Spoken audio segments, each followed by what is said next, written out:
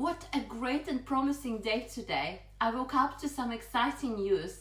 It is all over newspapers, and my neighbor just came in to share some rumors she heard all over the place as well. We learned that Allied forces had crossed the Rhine and were rapidly advancing into Germany. And we also had some news on Hitler's bunker situation and that the fall of Berlin was spreading. Soviets surrounded Berlin by now, and BBC broadcast this morning were covering Germany's imminent collapse.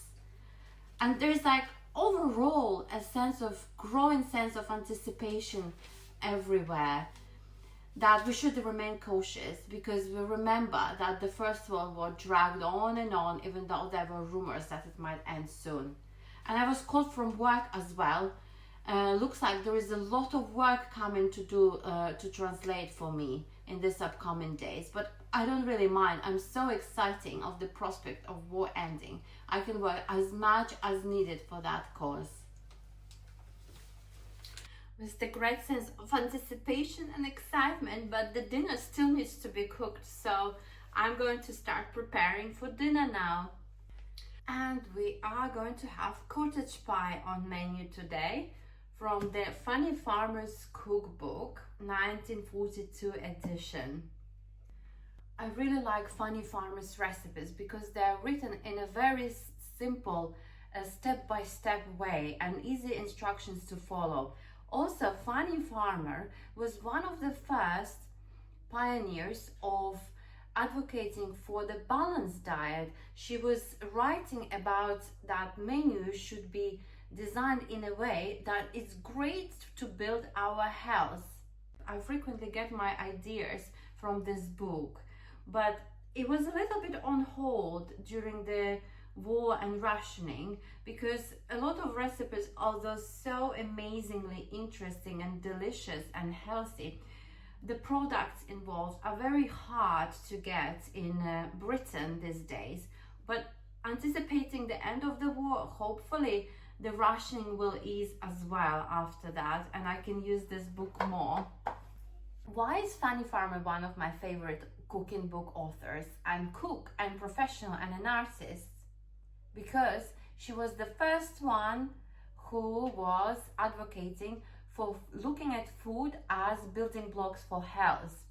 She mentioned importance of different minerals, of different ingredients and vitamins in our food, and she was also advocating for the balanced diet very early at the beginning of the 20th century. So it was not that popular at that time. People looked more at the presentation, at the richness of the food, and it was quite heavily accent was put on meats and some fats, and heavier it is, more fatty it is, better it was seen as. But then Fannie Farmer changed a little bit that idea, and she started talking about the benefits of the balanced diet for our health. And with that in mind, she wrote an amazing collection of recipes that are actually very balanced and very healthy and very nutritious as well. And they can be timeless. They can be as great at the beginning of the 20th century for our health, in 1940s, and in future they will still be amazing. So I kind of see her ideas and her recipes as timeless. So this is why I get several of her cookbooks, because I just think that they will be as good in 20 years as they were at the beginning of the 20th century. And here are all the ingredients I'm going to need today for Fannie Farmer's cottage pie. I'm going to start with boiling the potatoes. So I will peel, chop, and then boil. And after that, I'll mash the potatoes and put them aside. They'll wait for me while I cook the meat filling. I have a decent sized potatoes, so I'm only going to use 4 of them to make the base of the pie and to cover the top with the potato as well. I Potatoes were not rationed in 1940s Britain. It was one of those staple foods that were always readily available and used as much as possible in different ways.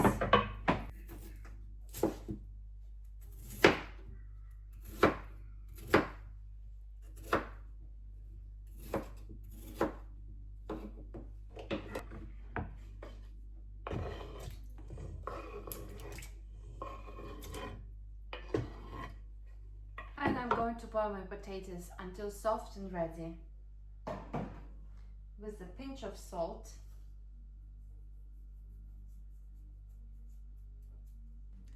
Fannie Farmer's recipe calls for a thick layer of roast beef, chopped or cut in small pieces, to use in your cottage pie. But I'm going to use ground beef for my meal today. And for my gravy, the recipe calls to moisten the meat with some of the gravy. I will use the real beef broth that I cooked yesterday. I'm sure Fannie Farmer would have appreciated that I used the real beef broth, which is full of nutrients. It's like a superfood. All through the 1940s, meat, including ground minced beef, stayed under strict rationing in the United Kingdom. From 1940s to 1954, it was very heavily rationed. In the early 40s, a person could get about 1 to 1.5 pounds, which is around 450-600 grams of meat per week. But it all depended on supply. Most of the times people got much less than that. And minced beef was especially popular because it made small amounts of meat stretch further. You could mix it with breadcrumbs or oats or vegetables to bulk it out a little bit. So people use minced beef for dishes like cottage pie that we are going to have today, meat puddings and rissoles. Potatoes are boiling, and while they're still boiling, I'm going to prepare my meat.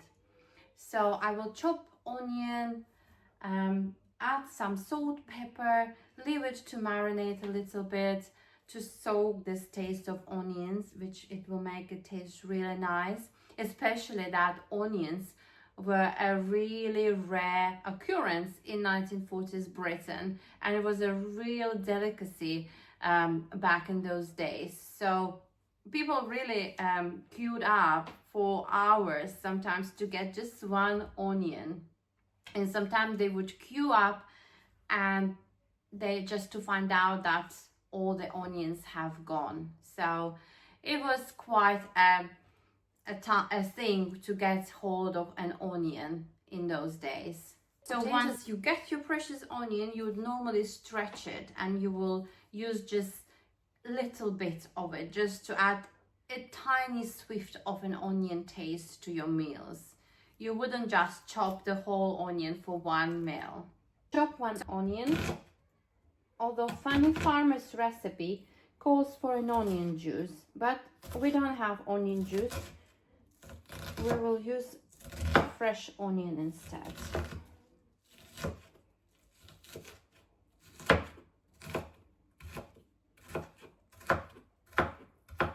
Chop one. And how would Fannie Farmer's books appear in 1940s Britain? How would people get hold of them? They were not that widely available, but still people had American cookbooks. Most of the time, people who had some kind of connections to America would get some American products or books or other items like clothing and things like that. People were sending to their relatives and friends different things via post. A lot of the time, some rare products like lion's tea or hot chocolate or coffee and some other products that were not available in 1940s Britain, people would have got from their friends and relatives in the parcel from the USA. It was all very restricted and checked, but still happened. So in my case, I got my book from my sister-in-law who lives in America.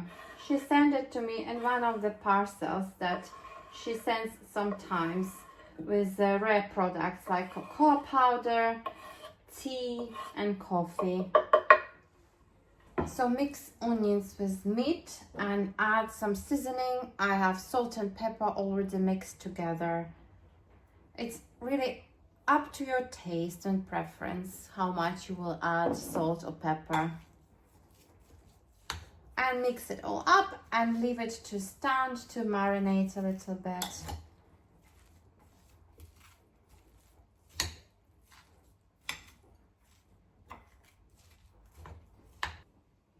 So now that potatoes are ready, it's time to prepare our beef.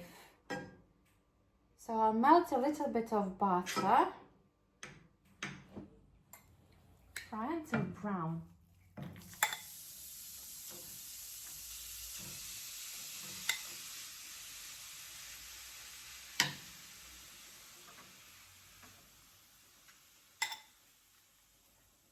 Next I'm going to add the beef gravy or broth in my case.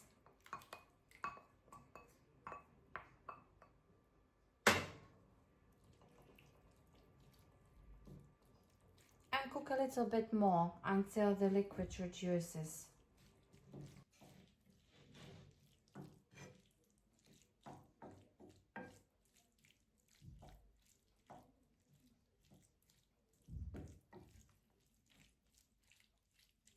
Let's make mashed potatoes next.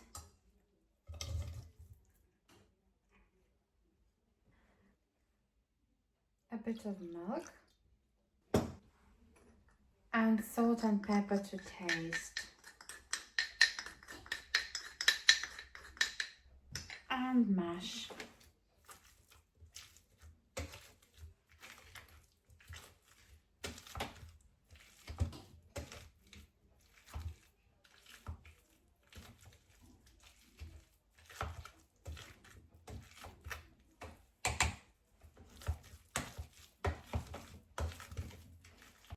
Because I don't have a spare pie dish, I'm going to use the cake tin. I will line it with the parchment paper and just build layers of my cottage pie in here.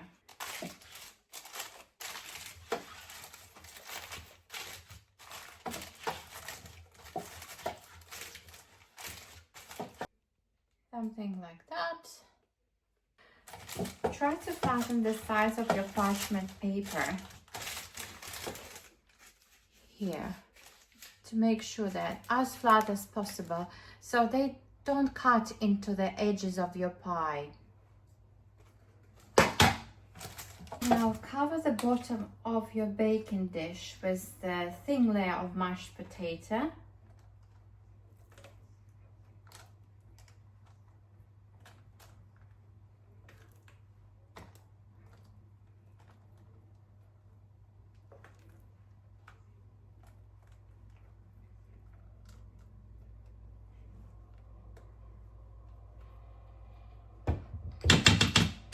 Add the thick layer of your meat.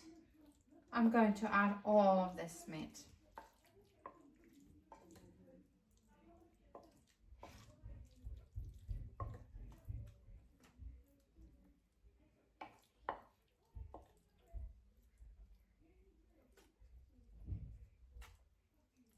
And cover with another layer of mashed potato.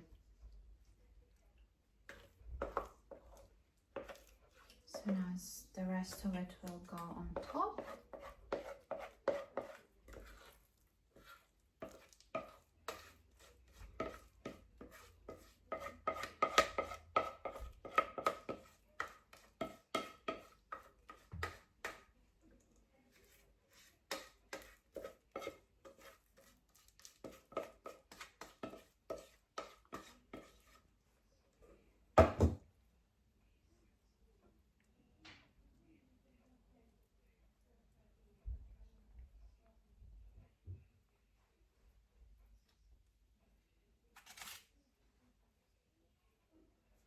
And then you can probably decorate using fork to make some lines, or just to do swirls like that with a spoon.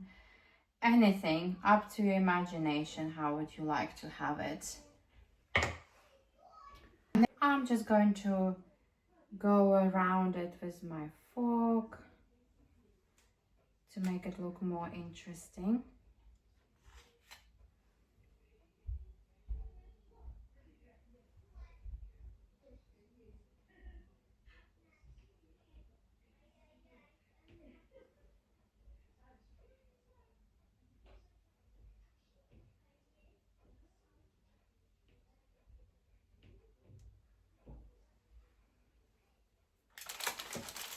Just a simple fork design. All ready to go into the oven. Bake until a little bit brown on top and heat through. At 210 degrees, which is a hot oven.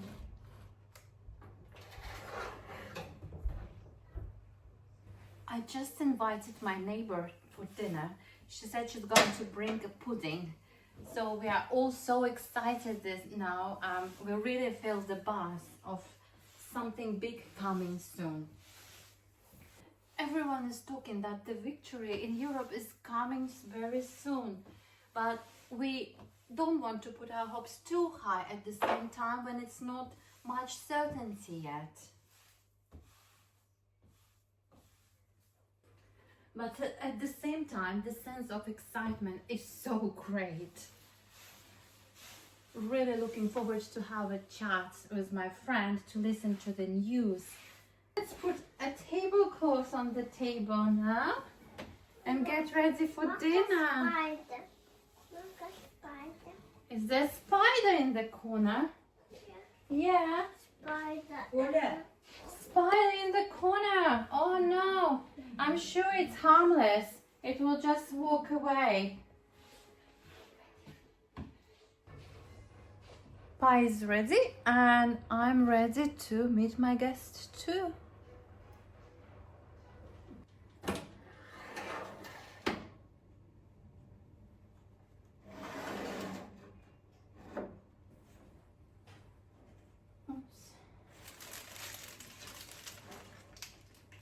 Looking very nice.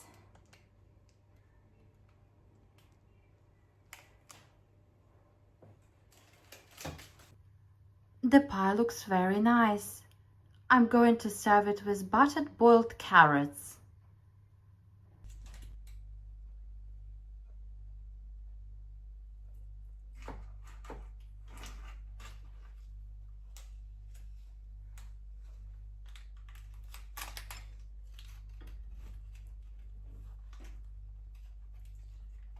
There it is.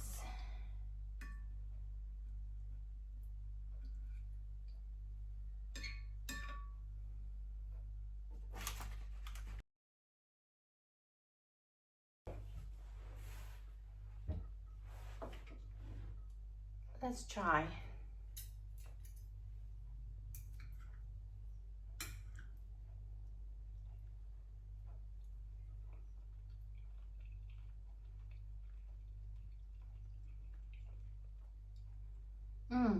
It's very nice, delicious.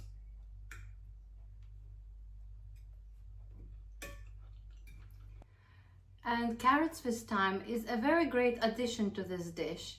I usually add carrots into my meat, but Fannie Farmer didn't call for that in her recipe. She just only said to add onion juice and gravy, which I already changed a bit by adding fresh onion because I didn't have onion juice. So I didn't want to go completely off the track of her recipe.